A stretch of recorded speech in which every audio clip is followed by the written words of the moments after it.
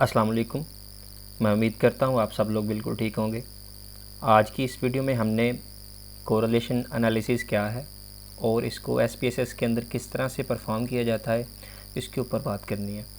तो सिंपल अल्फाज में बता देता हूँ कि कोरिलेशन एक ऐसा एनालिसिस है जिसमें जो दो वेरिएबल्स होते हैं उनके दरमियान जो रिलेशनशिप है वो कितना मज़बूत है, ये देखने के लिए हम कोरिलेशन एनालिसिस कर रहे होते हैं।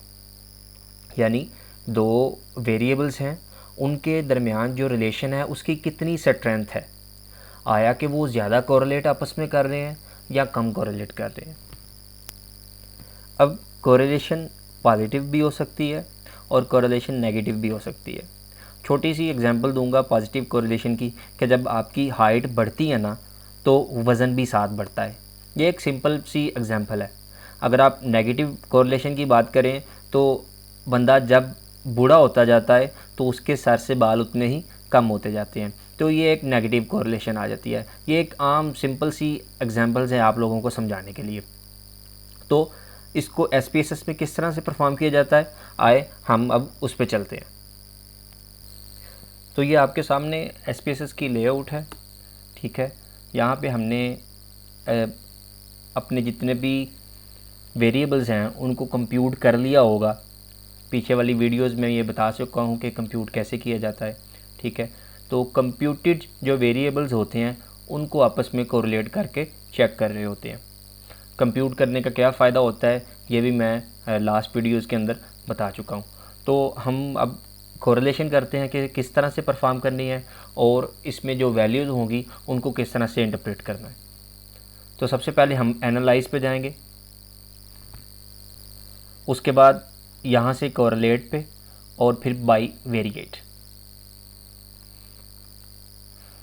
यहाँ पे हमने जिन वेरिएबल्स की आपस में कोरिलेशन देखनी है उनको इस बॉक्स से उठाकर इस बॉक्स में फेंक देना है।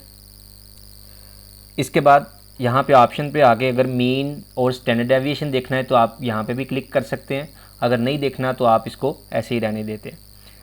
इसके बाद हम स्टाइल के ऊपर आते हैं।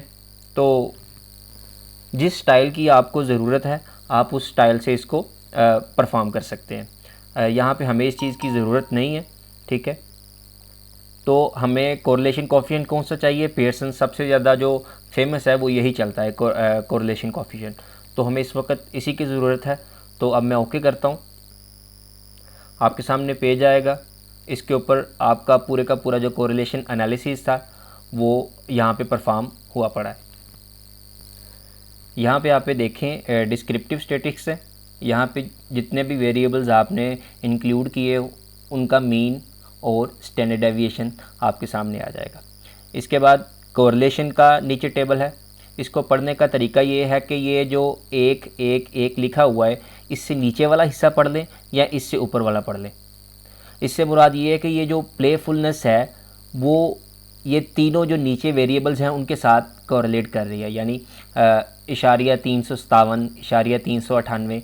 तो जितने ज़्यादा ये होता है ना एक से नीचे, -1 और +1 के दरमियान हमेशा कोरिलेशन होती है, ये याद रखिएगा। अगर -1 या +1 से ऊपर चली जाए तो आपका जो एनालिसिस है वो ठीक नहीं है। तो जो ज़ीरो कोरिलेशन होती है वहाँ पे बिल्कुल भी कोई कोरिलेशन नहीं, अगर आपका जो नंबर है वो ज़ीरो आ जाए तो अभी यहाँ पे हम देख सकते हैं कि जो प्लेफुलनेस है वो जब नीचे वाला जो वेरिएबल है उसके साथ इतना ज़्यादा कोरिलेट नहीं कर रही है, ठीक है। 0.35 है तो ज़्यादा से ज़्यादा 1 तक हो सकता है। तो हम कह सकते हैं कि ये इतना ज़्यादा कोरिलेट नहीं कर रही हैं। सभी देखें तकरीबन यहाँ पे 0.2 भी है, 0.3 ज़्यादा है, ठीक है। तो आपने इसको इस तरह से पढ़ना है। ये जो एक एक है इसको इस तरह से, मैं आपको एक पेपर दिखाता हूँ उसके अंदर किस तरह से ये पेपर में लिखा जाता है, आपको अच्छे से पता चल जाएगा उसके अंदर। इस तरह से कुछ मुख्तलिफ़ लोग पेपर्स में लिखते हैं। सबसे फेमस तरीका भी यही है और आसान तरीका भी यही है कि आप अपने जितने भी वेरिएबल्स हैं उनको यहाँ पे लिखें, मीन यहाँ पे और स्टैंडर्ड डेविएशन की भी एक लाइन। इसके बाद ये कोरिलेशन एनालिसिस है।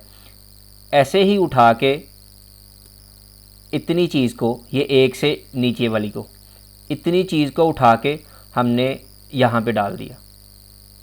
ठीक है, तो इस तरह से कोरिलेशन एनालिसिस को परफॉर्म किया जाता है और बाद में अपने पेपर्स के अंदर पुट किया जाता है। इसकी वैल्यूज़ मैं फिर से बता दूं कि -1 से लेके +1 तक इसकी वैल्यू होती है। इससे ज़्यादा हो तो आपका जो एनालिसिस होता है वो ठीक नहीं होता, आपके वेरिएबल्स ठीक नहीं होते हैं। 1 के पास होगी वैल्यू तो हम कहेंगे कि कोरिलेट ज़्यादा कर रहा है, अगर माइनस में होगी तो हम कहेंगे नेगेटिव कोरिलेट कर रहा है, और अगर प्लस में होगा तो कहेंगे कि पॉजिटिव कोरिलेट कर रहा है।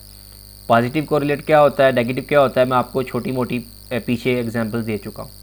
ठीक है, तो नेक्स्ट वीडियो में हम हाइपोथेसिस के ऊपर बात करेंगे।